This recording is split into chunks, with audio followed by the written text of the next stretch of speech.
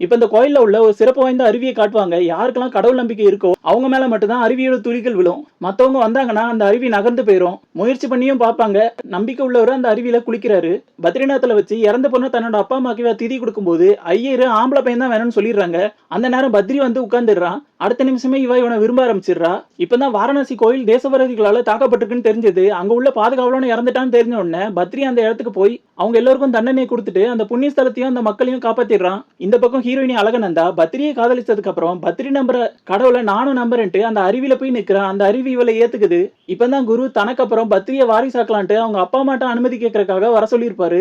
இவரோட வாரிசு கல்யாணமே பண்ணிக்க கூடாதான். இவங்க அப்பா அம்மாவும் கோடியில ஒருத்தங்களுக்கு தான் அந்த வாய்ப்பு கிடைக்கும், அதனால சரின்னு சொல்லிடுறாங்க.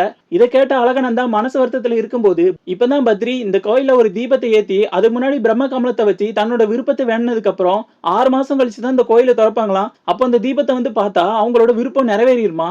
இதை இவ கேட்டோடனே அந்த பிரம்ம கமலத்தை பறிக்கிறதுக்காக இவன் கூட போயிடுறா. அசிங்கப்பட்ட அத்தக்காரி அந்த பொண்ணு என் வீட்டுக்கு மருமகளா வரணும்ட்டு தான் பையனை ஏவி விடுறா. இவங்க ரிட்டர்ன் வரும்போது அந்த பையனும் அழகநந்தாவை தூக்கிட்டு போறதுக்காக வந்துடுறான். அழகநந்தா 6 மாசம் கழிச்சு இந்த தீபத்தை பாக்குறதுக்கு நீ எனக்கு உதவணும்னு சத்தியம் வாங்கிடுறா. இப்ப இவ உள்ள போய் பூவை கொடுத்து தன்னோட ஆசையை வேண்டிக்கிறா, பத்ரியை கல்யாணம் பண்ணிக்கணும்ட்டு. இன்னொரு பக்கம் அந்த சாமி பத்ரி என்னோட வாரிசு ஆகணும்னு வேண்டிக்கிறாரு. சண்டையில காயப்பட்ட பத்ரியை பார்த்து இவ துடிச்சு போயிடுறா. இந்த நேரத்துல அந்த வில்லன் இவனை கத்தியால குத்திடுறான். இவங்க 2 பேருமே ஒருத்தருக்கு ஒருத்தர் இவங்க பேரை சொல்லிக்கிறத கேட்ட உடனே குரு இவன் லவ் பண்றானோன்ட்டு அவர் முடிவு பண்ணிக்கிறாரு.